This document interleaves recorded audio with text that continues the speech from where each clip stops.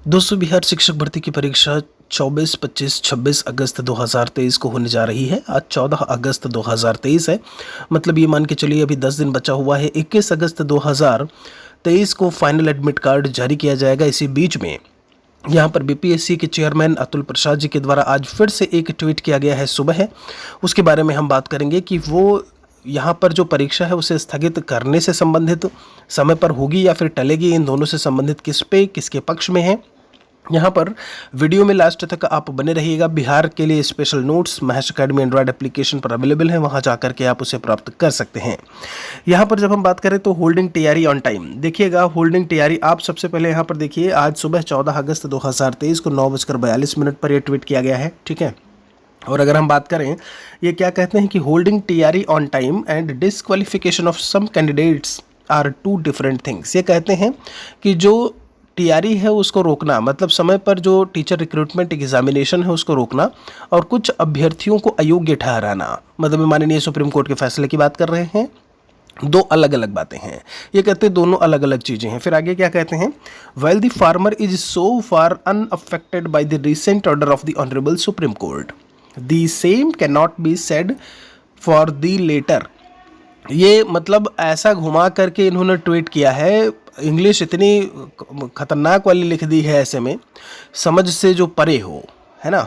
आप समझिए। फिर आगे क्या कहते हैं, candidates should be realistic in making assumptions in their best interest.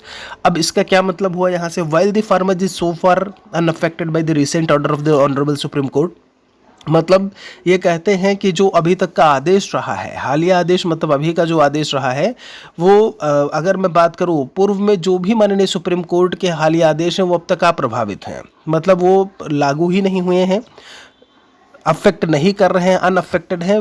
फिर कहते हैं कि बाद वाले के बारे में ऐसा नहीं कहा जा सकता, मतलब यहाँ पर the same can not be said for the latter, मतलब बाद में ऐसा नहीं कहा जा सकता है। फिर आगे क्या कहते हैं, अब इसका मतलब क्या हुआ कि पहले अभी लागू नहीं है, बाद में ये लागू हो भी सकते हैं, नहीं भी हो सकते हैं। अब देखिए यहीं पर इन्होंने इस चीज़ को फंसाया है, कहते हैं बाद वाले के बारे में ऐसा नहीं कहा जा सकता है, ठीक है। आगे क्या कहते हैं, कैंडिडेट शुड बी रियलिस्टिक मतलब उन्हें क्या है, यथार्थवादी होना चाहिए, सही होना चाहिए, जो रियल चीज़ें हैं उस पर बात करनी चाहिए। Realistic assumptions, making assumptions in their best interest, मतलब उम्मीदवारों को अपने सर्वोत्तम हित में अनुमान लगाने में सही होना चाहिए, यथार्थवादी होना चाहिए। अब इससे आप एक लाइन में, दो लाइन में अगर मैं ऐसे ही बोल रहा हूँ तो शायद ही जो है ऐसे में कुछ समझ में आए कि महोदय कहना क्या चाहते हैं। फिलहाल के लिए इन्होंने बोला है कि समय पर टीआरई को रोकना और कुछ अभ्यर्थियों को अयोग्य ठहराना दो अलग अलग बातें हैं। जबकि पूर्व माननीय सुप्रीम कोर्ट की अगर बात करूं तो पूर्व माननीय सुप्रीम कोर्ट के हालिया आदेश से अब तक अप्रभावित है। बाद के बारे में ऐसा नहीं कहा जा सकता। ये कहते हैं बाद में ऐसा के बारे में ऐसा नहीं कहा जा सकता है। और उम्मीदवार को अपने सर्वोत्तम हित में अनुमान लगाने की अगर बात की जाए तो उन्हें रियल होना चाहिए, रियलिस्टिक होना चाहिए। फिलहाल के लिए उन्होंने फिर से चीज़ें जो है वो फंसा करके ही रखी हैं। और ये बात बिल्कुल तय है, आप सभी लोग बहुत अच्छे से जानते हो कि सीटेट का सर्टिफिकेट जिस बेस पर स्टूडेंट्स ने अगर प्राइमरी का फॉर्म भरा है तो सीटेट सर्टिफिकेट जो है वो इनवैलिड हो चुका है। सीटेट के द्वारा आप डिजी लॉकर पर जा करके उसे देख सकते हैं, वो इनवैलिड हो चुका है। और अगर आप उसके बेस पर बिहार शिक्षक भर्ती का फॉर्म भरे हैं तो बिल्कुल से आप ऐसे में वहाँ पर अयोग्य घोषित होंगे।